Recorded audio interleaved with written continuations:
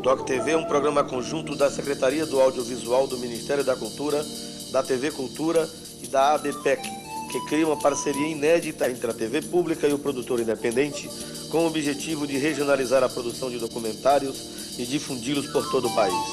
A seguir veremos Mário Guzmão, O Anjo Negro da Bahia, de Elson Luiz Cunha Rosário. Documentário que apresenta uma visão da vida e obra do ator Mário Guzmão em 3 linhas temáticas: a artística, a militância política no movimento negro e a espiritual. DOC TV, olhares imaginando um Brasil. Valeu?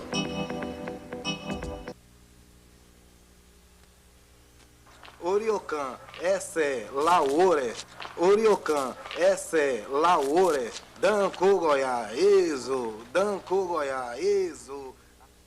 Nós vivemos num país em que a maioria não tem direito à história, não tem direito à memória, portanto você não tem noção de pertencimento, né? E não ter noção de pertencimento é o caminho mais fácil do outro te dominar.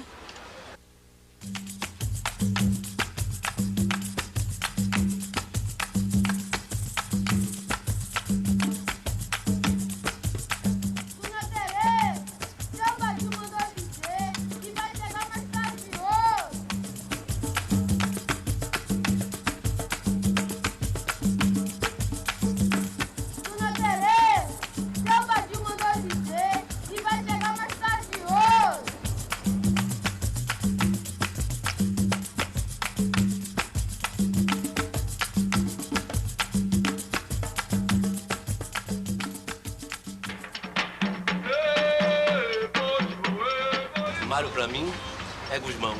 Príncipe. Fé. Brilhante. Fênix. Sabedoria. Corajoso. Entidade. Inabalável. Resistência. Luiz. Luz. Inteligência. O poeta dos gestos. A consciência da cultura negra. E um grande líder. O Anjo Negro, né?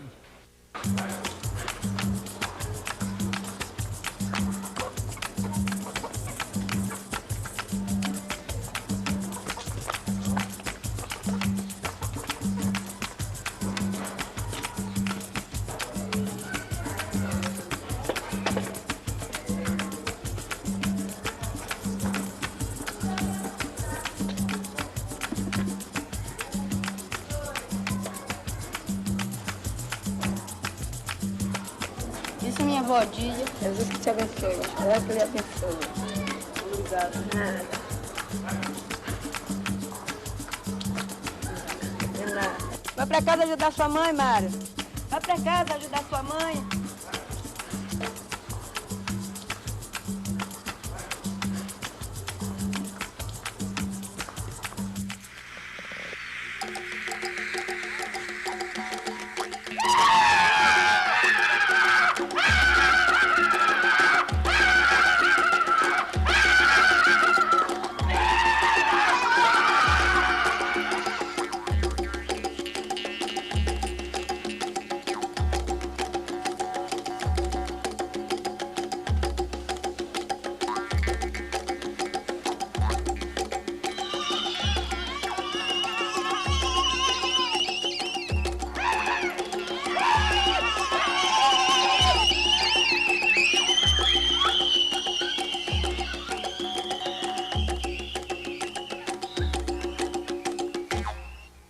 Mário nasceu numa cidade muito especial. Muito especial porque Cachoeira, naquele momento, era, digamos assim, uma subcapital dentro do Recôncavo. Então, por isso, Mário vai ter, eu diria, muitas chances dentro de uma cidade como Cachoeira naquele momento. Na medida em que ele vive, inicialmente, no mundo dos negros pobres. Ele participa dos candomblés, ele participa das brincadeiras de criança nos bairros populares de Cachoeira, ele vê os mandus, enfim, ele, a partir de sua avó Odília, ele começa a participar da Irmandade da Nossa Senhora da Boa Morte, uma coisa que ele não entendia direito, assim como os mandus. E, ao mesmo tempo, devido ao relacionamento existente entre a família de Mário e algumas famílias, eu diria, nobres, aristocráticas de Cachoeira, o Mário começa a penetrar também no mundo dos brancos. Mário, a mãe de Mário cozinhava para minha mãe, embora ele não quisesse que dissesse. Era companheira de minha mãe, uma espécie de amigas. Sim, ela cozinhava muito bem, por sinal, fazia alferes muito bem, que lá em Cachoeira é uma característica, não sei se ainda é. E ele, pequeno, ia com o Oswaldo para lá para casa, que a mãe não tinha com quem deixar. E ela batia muito nele, porque ele sempre foi muito danado. Ele tinha uma ligação, parece que ele tinha uma ligação, parece não, ele tinha realmente, assim, pelo que ele falava, muito forte com a mãe, Dona Mirandolina. Então ele buscava sempre uma referência da mãe. Ele buscava sempre falar dela, né? Dela, porque Dona Mirandolina era isso, porque, olha, Dona Mirandolina, sempre buscava a mãe. O pai, eu tinha falado do pai também, mas quase era muito ausente na vida de Mário Guzmão.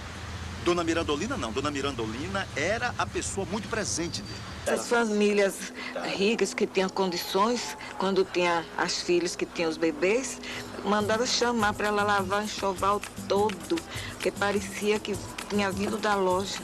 Era assim, ela era uma pessoa assim. Todo mundo gostava dela, abraçava ela. Era muito querida também. Ela lavava as roupas dele, camisas e tudo mais, ela nunca botou na corda. Tinha aqueles balaios, ela botava no sol, as camisas dele, tudo. Assim, não é para corar não, para enxugar, para não estragar, para não queimar. Era assim, ela cuidava dele assim. E ele era um bom filho para ela.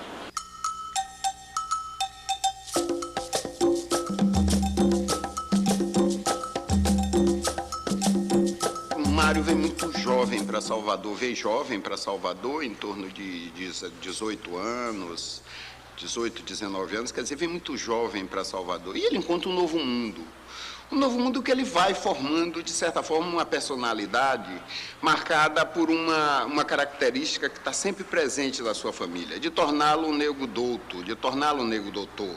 E nesse dia me chega Mário Lobão trazendo Mário Guzmão.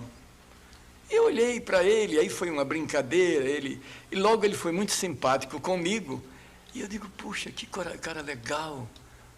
E olhei e me lembrei dos negros que tinham estado na minha vida, desde a minha infância, né?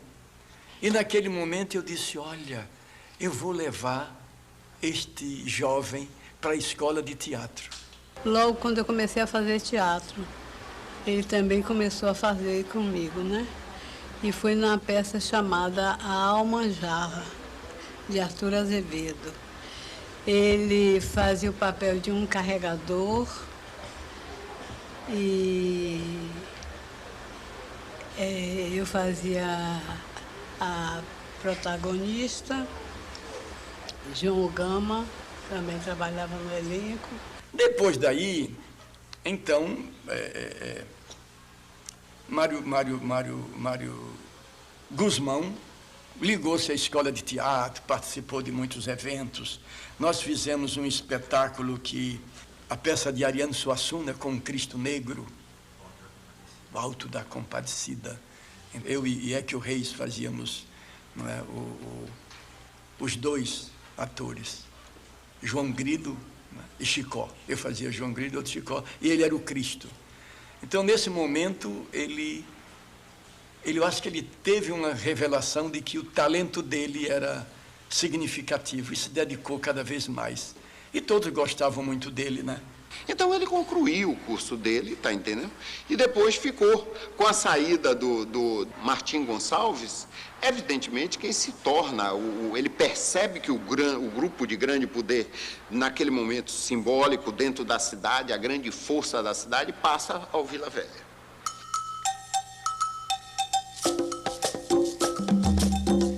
Eu saí da escola com o grupo que se afastou, que criou o Teatro dos Novos, que mais tarde, 4 anos depois, fundaríamos o Teatro Vila Velha. E anos depois, o Guzmão, deixando a escola, foi se juntar ao grupo com quem eu estava, né, dirigido por João Augusto.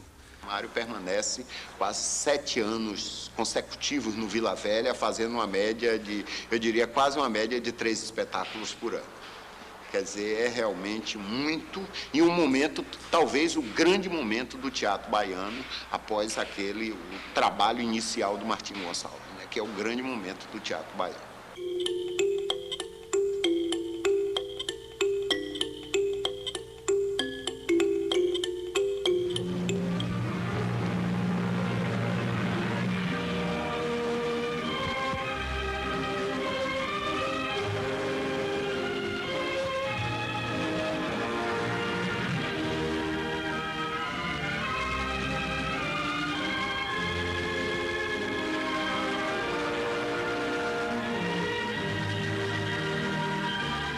O filme foi Caipora, de Oscar Santana, que eu, nessa época, fazia a escola de teatro e passei para fazer cinema, né? Me chamaram para fazer o Caipora, eu fui, fiz o Caipora, primeiro filme, gostei.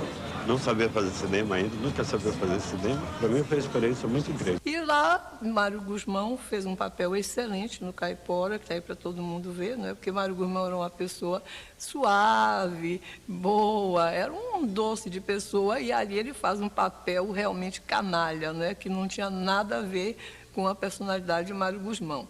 Ele se saiu assim magistralmente. E teve um episódio muito curioso sobre o Caipora, é que depois do lançamento, ou melhor, no dia do lançamento, nós estávamos no Cacique, aquele restaurante famoso que tinha ao lado do Cine, então Guarani, na época, não era Glauber Rocha ainda. E aí nós estávamos sentados, eu, o Mário e mais umas outras pessoas, comemorando o lançamento do filme. Aí chegou um amigo dele, muito espiritado, muito agitado, e disse: Mário, você já foi ver esse filme aí? Aí ele disse: ainda não. Ele disse: rapaz, você precisa ver. Tem um capataz aí, violento pra cacete, que é a sua cara, velho.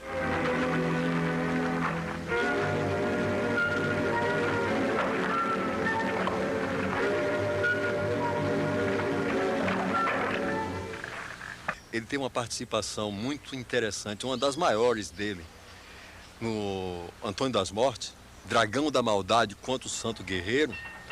Ele faz uma entidade e faz um personagem que luta o tempo todo contra o imaginário, né? É um filme alegórico do Glauber, mas é interessante a participação dele desse filme. Toda a sequência que ele fez, eu tive a oportunidade de assistir algumas sequências filmadas, e ele era incrível, como ele saía assim de primeira em tudo, né? Aquela sequência para mim é antológica na vida de Mário, no Dragão da Maldade.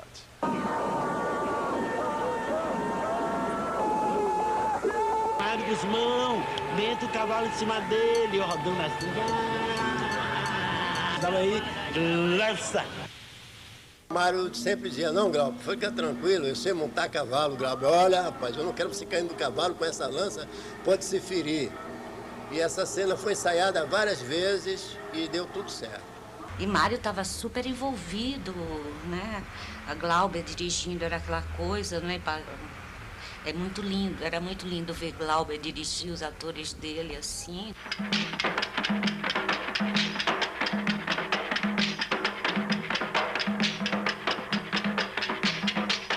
Eu vi o Anjo Negro, de Zé Humberto, no início da década de 70 e me impactou esse encontro com aquela figura absolutamente alucinada, né? Carismática, um negro, rei, Deus da África, um homem que vinha trazer uma mensagem nova, um homem que ia mudar a sociedade. Era um pouco como o Teorema de Pasolini, porque tinha sido lançado ali na mesma época. Ele veio romper com a família, ele veio botar pra fuder.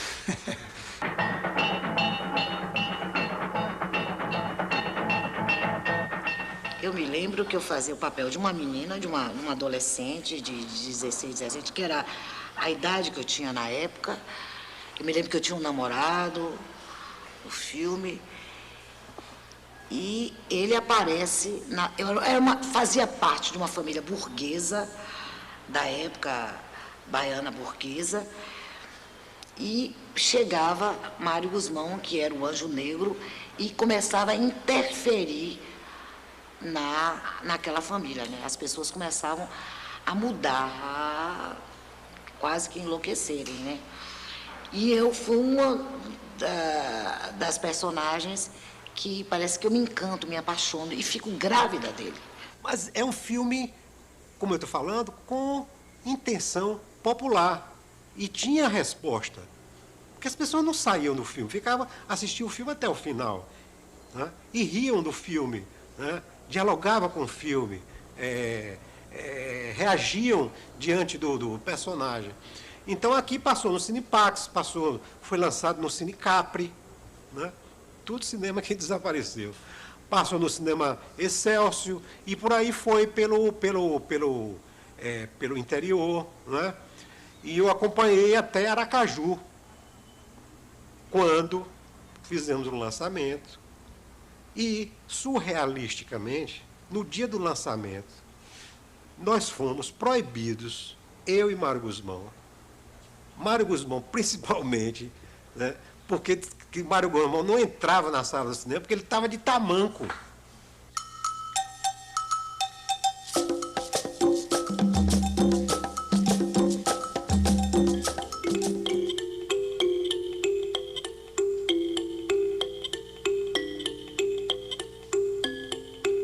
Nesse período, eu estava trabalhando na Fundação do Patrimônio Artístico e Cultural no atual IPAC.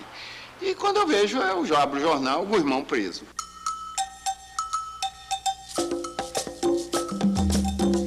Então, esse filme, A Sombra da Serpente, realmente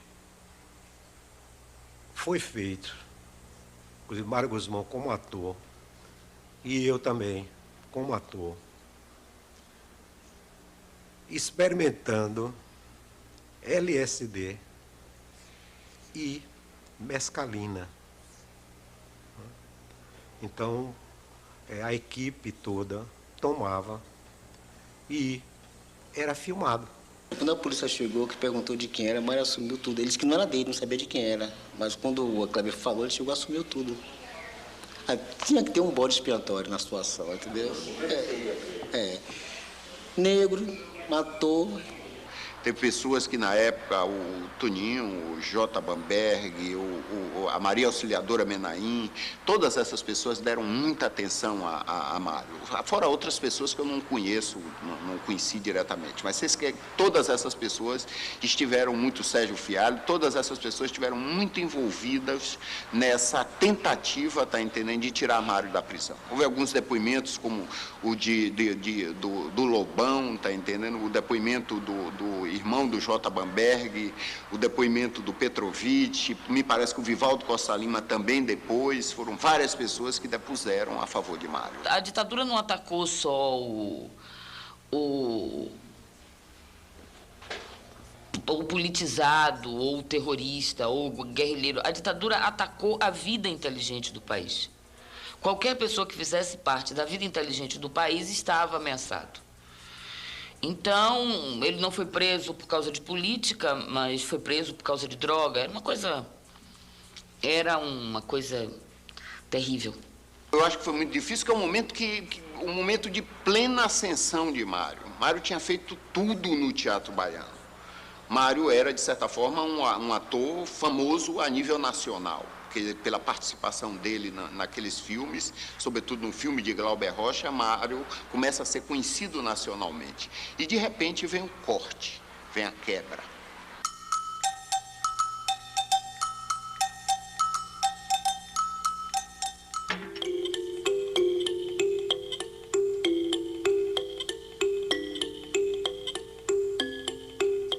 Quando eu cheguei na Bahia, em 1971, Mário estava dançando com minha atual esposa, Maria Laís Góes Morgan.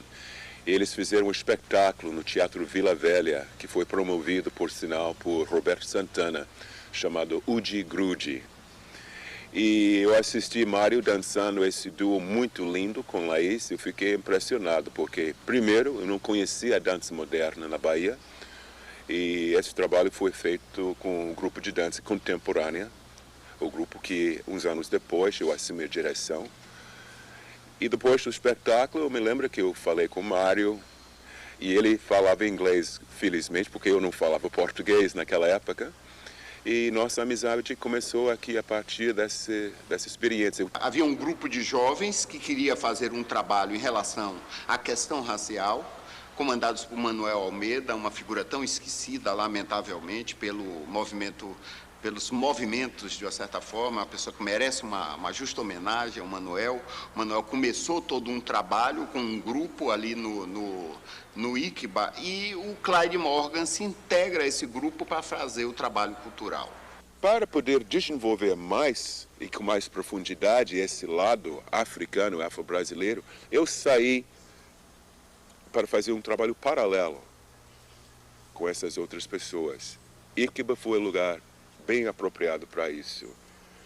E Roland Schaffner é uma pessoa muito interessante. Por coincidência, mas naturalmente também por interesse pela cultura afro-baiana, o ICBA se tornou talvez o primeiro centro de estudos dessa cultura, seus aspectos históricos e seus aspectos políticos, psicológicos, etnológicos, etnomusicológicos. Outra coisa, Mário precisava naquele momento de alguém que o inserisse nas coisas, e o Clyde o vai inserindo, tá entendendo? E com isso eles vão à África, que era o grande sonho de Mário. Né? E aí é que Mário descobre, tá entendendo, o lado da africanidade dele. Aindeo, aindeo, go, aindeo.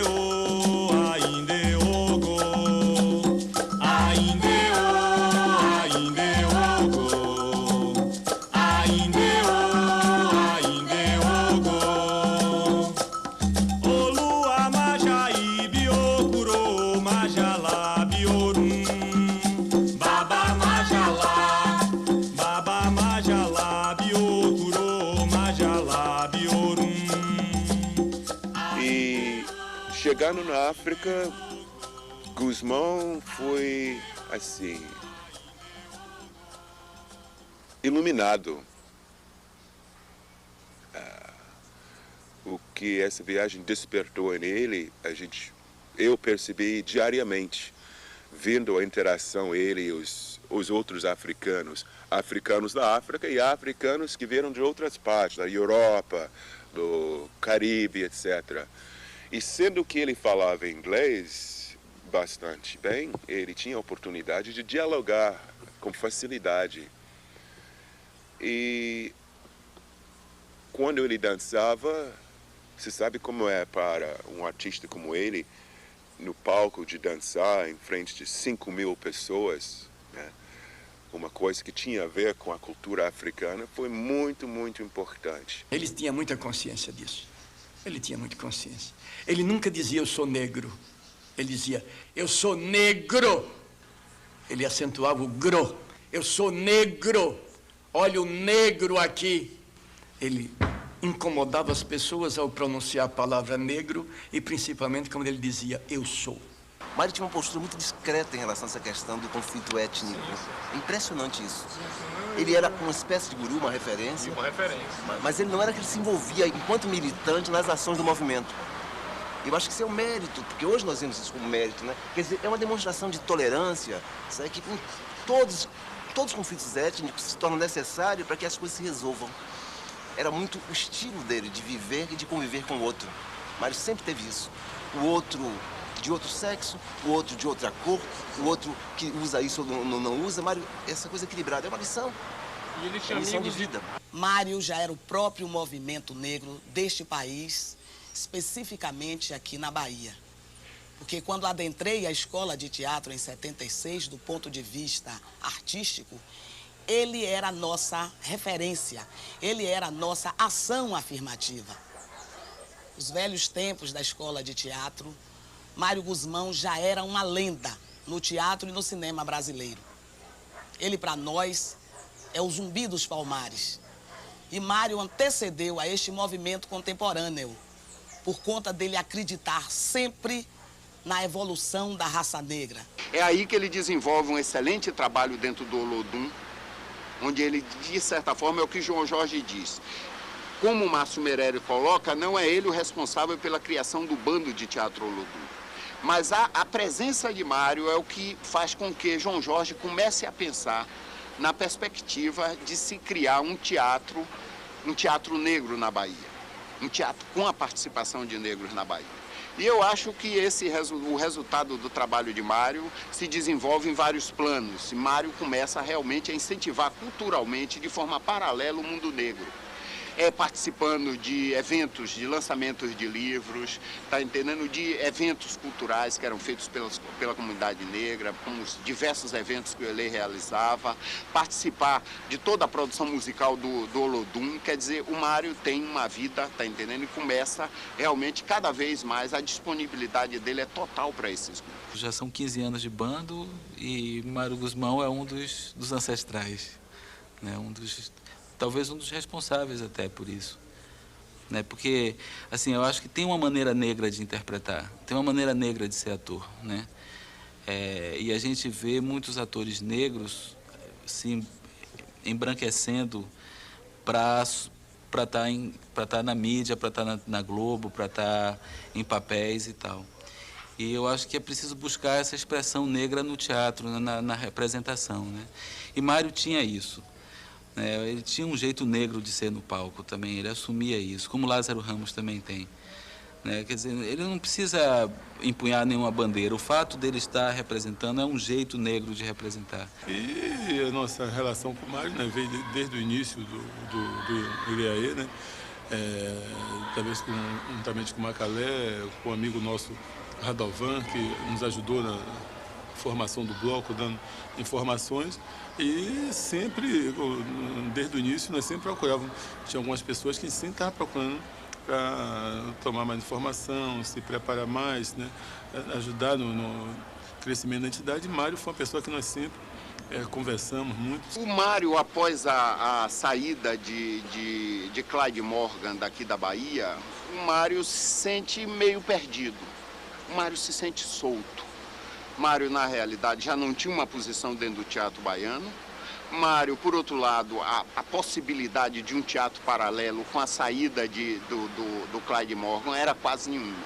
Então, o Mário acho que estava inteiramente perdido. Felizmente, o Mário tinha pessoas que pensavam nele, como, por exemplo, o Jorge Amado, que pensou nele, tá entendendo? Conversou com pessoas de Ilhéus. E o Mário pegou e foi parar em Ilhéus. E foi a saída, a alternativa que ele encontrou.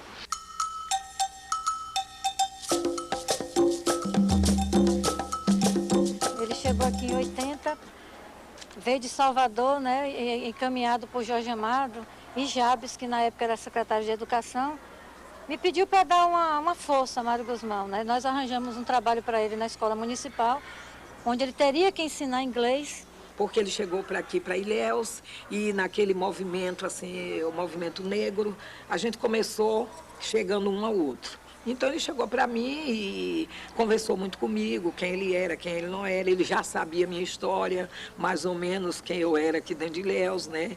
E aí a gente fez, assim, aquela amizade, assim, bem firme, bem segura, uma coisa, aquele laço bem forte, né?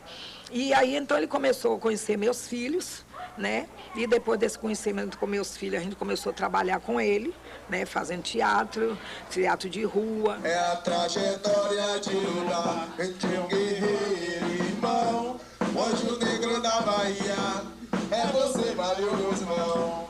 Ecujucu, na barata, baratitinjacá. Ecujucu, na barata, baratitinjacá. Ecujucu, na barata, baratitinjacá. Ecujucu, na barata, baratitinjacá. E aí Mário Guzmão veio, ele já tinha um trabalho aqui dentro de Ilhéus, tá entendendo, na sociedade aí, tem aula de inglês. E ele veio morar aqui no Noiteiro, e sabendo que ele gostava de candomblé, gostava de bloco afro, eu convidei ele a sair no Mini Congo. Ele saiu 2 vezes no Mini Congo. Mário é uma pessoa que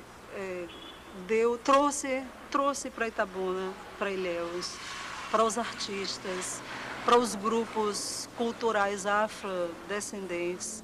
Ele trouxe muita sabedoria, trouxe o que estava faltando. Ele chegou na hora certa e cobriu as lacunas, soube como ninguém, cobrir as lacunas que aquele momento exigia, que tinha naquele momento. Ele trouxe isso para cá.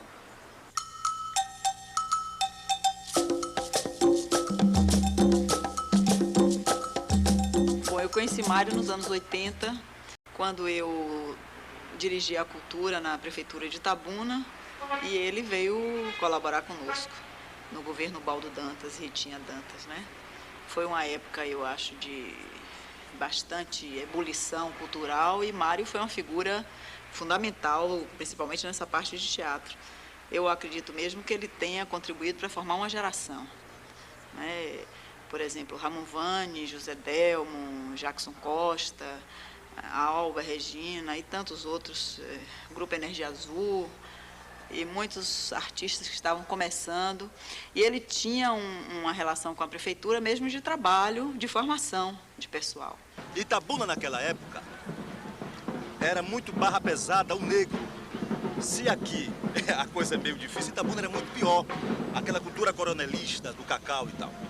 Então, Mário Guzmão deu essa influência muito boa para Itabuna. Não só para Itabuna, para Guararema, para Ilhéus, para a região Grapiúna toda. Axeldara, os meninos de Guararema, de Lazes, a zona toda. Então, aquela região tem o dedo de Mário Guzmão. Mário, para mim, foi o meu renascimento como gente, como mulher, na minha cor, na minha origem, na minha raiz, na minha religião. Porque Mário Guzmão foi que me ensinou a me valorizar, eu poder me valorizar como mulher, como gente. E aí eu fiz, a minha escola, na verdade, é Mário Guzmão. Eu fiz durante 6 anos teatro lá em Itabuna com ele, basicamente com ele. E como o Marcos falou, ele tinha essa loucura de Glauber Rocha, ele trabalhou muito com Glauber. Ele gostava de coisas grandiosas, assim, né? Grandiosas que envolvessem muita gente, mas tudo muito popular. Mas eu acho que ele fez muito mais. Eu acho que o que Mário fez, muito além do trabalho de produtor artístico, de diretor, de ator, ele fez um trabalho de cidadania. Quando ele retorna para Salvador, o Mário tinha muitos sonhos. Primeiro que Mário pretendia continuar todo o processo de dinamização cultural que ele estabelecia no sul do estado, a partir daqui de Salvador, via a Fundação Gregório de Matos. Só que isso era muito difícil. Era muito difícil, primeiro que a realidade da prefeitura sempre foi uma realidade complexa. Era algo novo que estava sendo criado com a tentativa de ser uma fundação paralela à Fundação Cultural. E o Mário teve muitas dificuldades. Primeiro, pela sua idade, as dificuldades econômicas que continuavam. E segundo, porque ele era considerado um ator velho. Algo que estavam como se tivessem, excetuando os amigos que sabiam a importância que Mário era capaz de oferecer, mas pensavam que Mário estava tendo uma sinecura, estava aquela coisa, dar um emprego no serviço público para que ele possa acabar os dias de vida. Quando Mário, na realidade, tinha toda a vitalidade ainda. Então, você ser um artista de viver de teatro na Bahia, isso é uma coisa que na geração de Mário simplesmente não existe. Não é? Então, a questão do desamparo, a coisa que fica terrível, é o sofrimento, não é o que ele sofreu, que ficou com uma marca da prisão e dele ter chegado ao fim da vida, digamos, né, quando ele ficou doente, sem ter um amparo, sem ter uma aposentadoria. Depois, assim, algum tempo depois do período troca de cabeça, foi quando ele voltou para Salvador. Ele passou uma época com muita dificuldade, às vezes ficava sozinho e ficava muito na minha casa, né, junto com a gente, dormia lá. E assim, eu fui aprendendo, ele é um exemplar, assim, de uma espécie de nobreza baiana. Eu acho que ele resume um pouco do melhor de que tem ele tinha às vezes é um cara que vivia com dificuldade financeira, mas ele não perdia nunca uma pose, uma dignidade, sabe, de rei africano.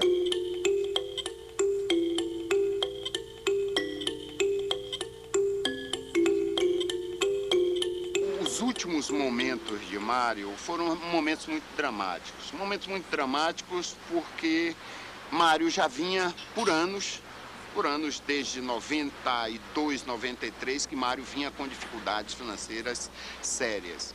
E de repente aparece a doença. E de repente eu vejo uma nota no jornal. Ajude Mário Guzmão, não sei o quê. Ele não admitia, na minha visão, que ele teve uma vida inteira para que as pessoas reconhecessem o trabalho dele, para que ele fosse bem remunerado pelo trabalho que ele fazia, e no momento em que ele já sabia que ele estava mais no outro plano ou na passagem, aí vinha uma ajuda dessa natureza que nós temos de ajudar uma pessoa só quando a pessoa só tem a mão para, né, de esmola. Eu acho que é um pouco nesse sentido.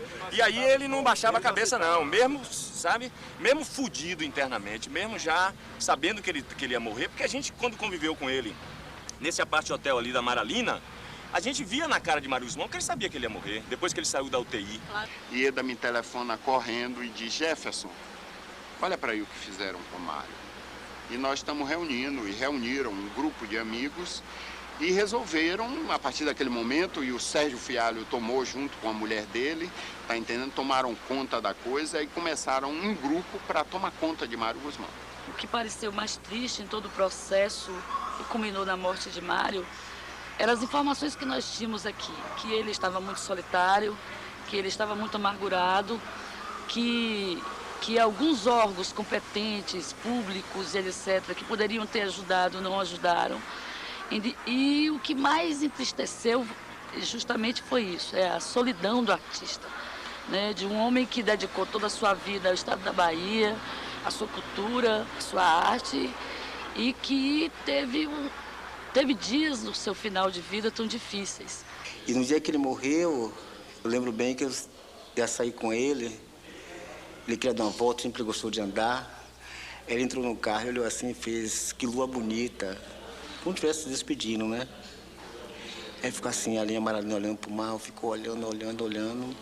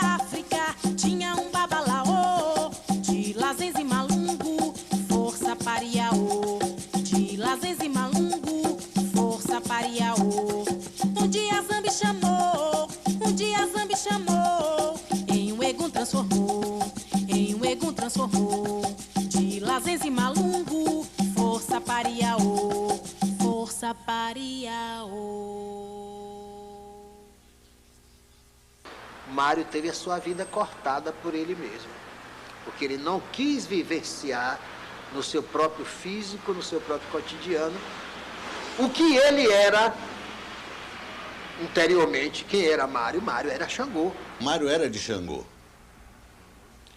De Xangô ele tinha como segunda pessoa Oxum. Tinha herança, digamos, congênita da irmã que era de Omolu, que era de Ajansu. Certo? Apesar de se dizer que Mário vinha pela terra de Angola, mas não veio. A raiz de Mário era Jeje, era um Jeje Marrim. Então Mário era de Sobô.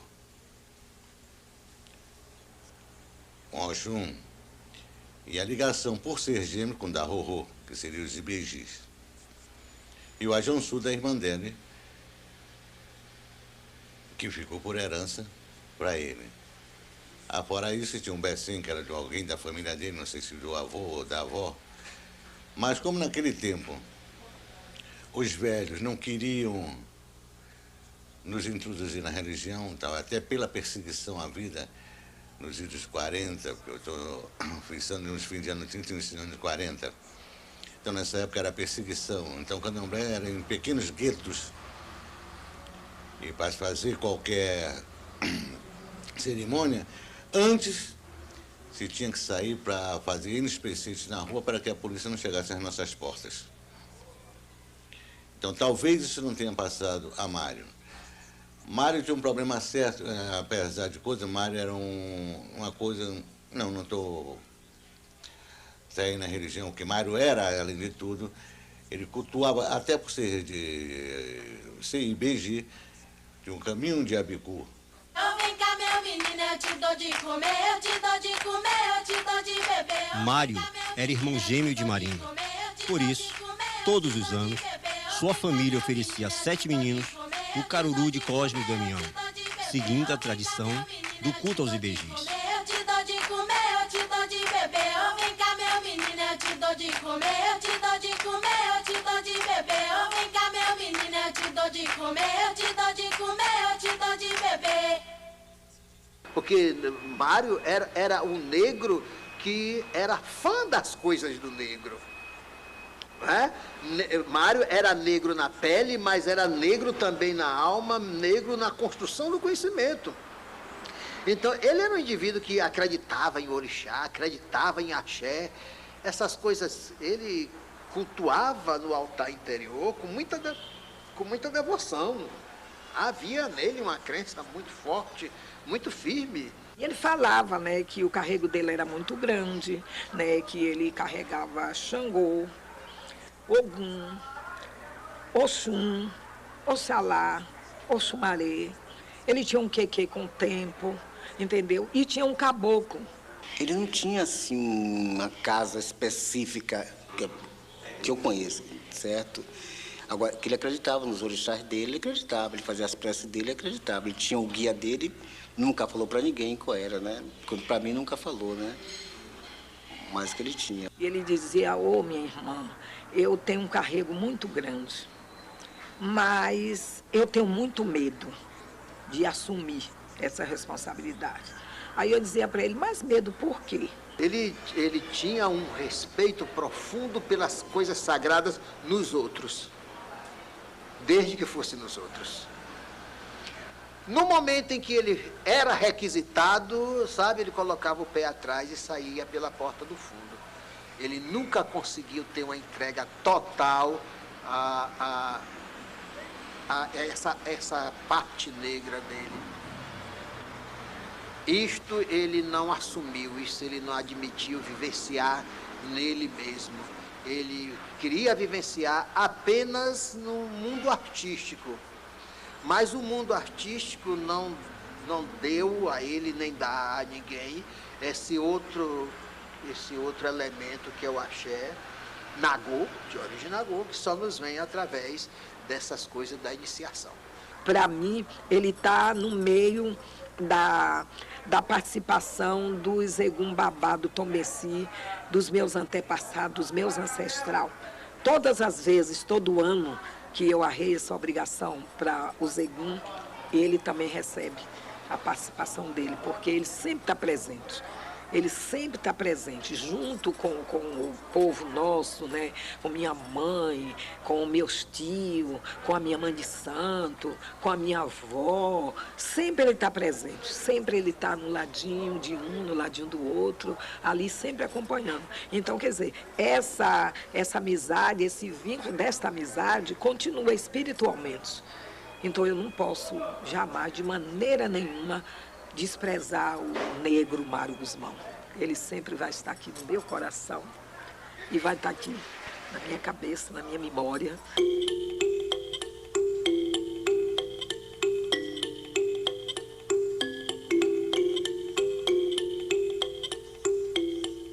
Você pegue qualquer outro personagem da realidade brasileira e nós poderíamos citar os mais variados possíveis, ninguém há tanto consenso sobre a luta de Mário, sobre todo o mito Mário Guzmão que se construiu no decorrer desses anos, a fragilidade de sua vida, mas de qualquer forma tudo isso sendo incorporado com muita dignidade e por fim há inclusive essa junção notável que é Mário morrer exatamente no dia em que se comemora o grande dia de Zumbi, o grande dia da consciência negra, que é exatamente 20 de novembro. Quer dizer, há um conjunto de elementos que conduzem a que Mário realmente seja o herói, não apenas uma figura ilustre entre os negros brasileiros. Ele era, hoje eu posso interpretar assim, naquela época ele para mim era alguma coisa que hoje, adulto, eu interpretaria como um oráculo. Era um referencial para mim na medida que eu ia tomando consciência de que eu tinha uma consciência. E ele como um referencial que depois, ao longo do tempo, foi se desdobrando como um pilar. E na medida que eu ia tendo contato com o afeto dele, a história dele, os envolvimentos dele, a glória, os sofrimentos, aquilo foi representando para mim um arquétipo. Ele perseverou numa profissão pelo prazer de fazer a profissão, porque dinheiro não dá hoje, imagina naquela época. Quer dizer, esse é Mário Guzmão, para mim é o exemplo. E por isso ele abriu uma estrada. Se hoje tem bando de teatro Ludum, ou bando de Leaê, ou bando Araqueta, ou bando não sei o quê, de teatro, de música, Mário tem um peso muito grande nisso. O Mário, né, nós temos um papel muito forte aqui em Cachoeira, essa coisa eu estava reparando, dizer, o artista só tem valor quando morre.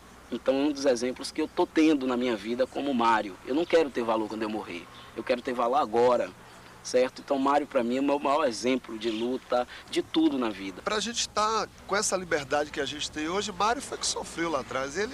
Só ele é que sabe o que é que ele sofreu lá atrás, o preconceito que ele sofreu lá atrás, para poder ser o artista que foi. E assim, a gente já encontrou a coisa bem mastigada, né? Porque a porrada maior quem tomou foi ele. A gente... não é fácil para a gente fazer, mas é um pouco mais fácil, não é tão difícil quanto era na época dele, né? Ele venceu porque era um artista fantástico, era um cara completo, né? Eu me sinto muito confortável hoje como um ator negro, como artista negro, de ter feito vários trabalhos, porque isso é em função de quê? Do caminho que o Mário também abriu nessa questão, que eu não diria só racial, mas na questão de consciência social como artista, como ser humano, que nos faz assim, nos impor como pessoa para falar dessas limitações sem muitos ranços. O símbolo dele é importantíssimo para mim. Eu sempre busquei muito referência, e referência próxima a mim. E Mário foi uma referência da possibilidade, inclusive da possibilidade de ser ator, de ter uma continuidade, sabe? Foi o primeiro ator negro a entrar numa faculdade de teatro. Isso tudo foi muito importante para mim, porque quando eu assistia a televisão, eu vou te dizer que eu não via nada que eu me identificasse. Eu não queria ver um ator negro, baiano, possível, bom ator, considerado. Para mim foi um estímulo, entende? E um estímulo próximo, que isso é mais importante para mim. E para mim, para o Mário, fica sempre aquela imagem desse anjo negro libertador, né? De um Deus, mais do que um anjo, um Deus, assim, nesse sentido. E ele foi fundamental nesse processo, sempre foi uma pessoa que me apoiou muito, ele tinha um extremo carinho por mim e eu por ele. Gostava muito de ver ele falando inglês, as coisas todas assim, a desenvoltura, né? Isso não foi comum, não é comum no negro na Bahia. Pouquíssimos negros realmente aparecem com destaque, que se destacam pelo seu talento, pela sua capacidade, pelo seu conteúdo, né? Isso é muito difícil. Então ele foi uma pessoa assim realmente extraordinária nessa área de arte e respeitado.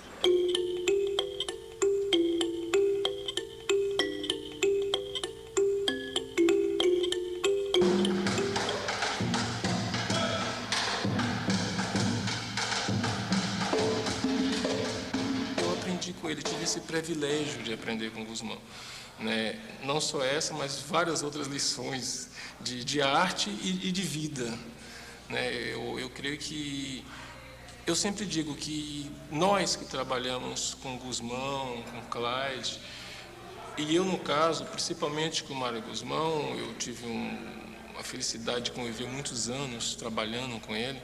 Fomos privilegiados, né, de toda aquela sabedoria, de todo aquele conhecimento, né, que hoje em dia eu tento passar um pouco disso para os meus alunos, as pessoas que trabalham comigo. Aí eu me aproximo dele porque nessa época eu já estava dançando, eu tinha começado a dançar e eu comecei a dançar com Clyde Morgan. E eles tinham uma relação artística e de amizade muito grande. E acho que de ver Mário Guzmão e conhecer Mário Guzmão foi um espaço muito curto. E eu comecei a conviver com esses dois homens que foram, assim, a minha referência.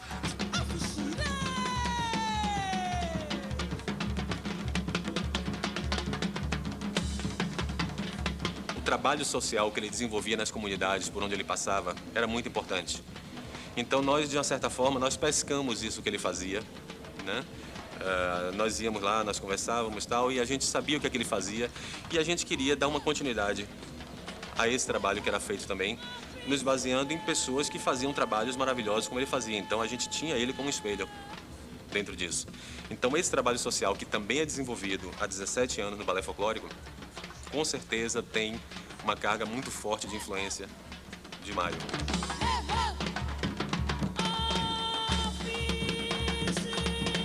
Mário foi o expoente máximo na cultura negra. Mário levantou bandeiras inglórias. Mário foi para o Pelourinho em função do reconhecimento da cultura, da arte. E simplesmente foi esquecido. Mas quem o conheceu jamais esquecerá.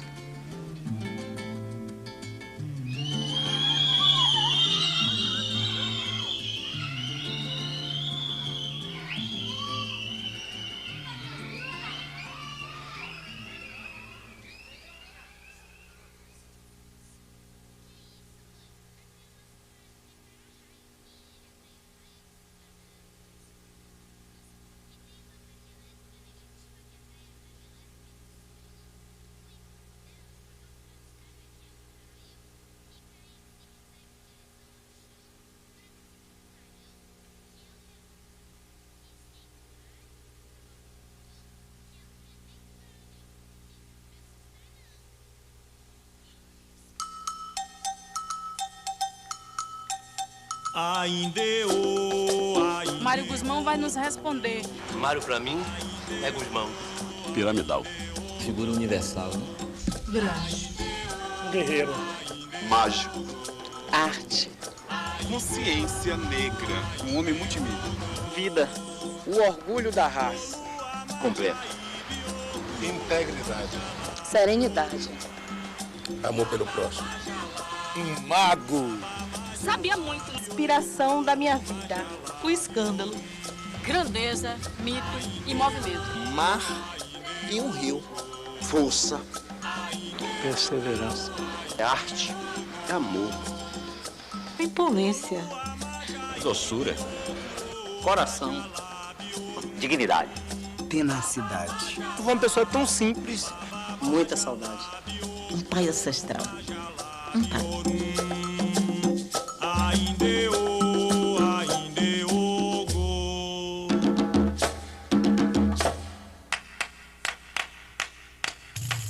Oiaiá, não maltrate seu nego, que esse nego caro lhe custou. Ele veste camisa gomada, meia de seda e chapéu de vapor. Oiaiá, não maltrate seu nego, que esse nego caro lhe custou. Ele veste camisa gomada, meia de seda, chapéu de vapor. Oiaiá, seu bicho, tá bom de virar. Oiaiá, seu bicho, tá bom de virar. Oiaiá, seu bicho, tá bom de virar. Oiaiá, seu bicho, tá bom de virar. Oiaiá, não maltrate seu nego, que esse nego caro lhe custou.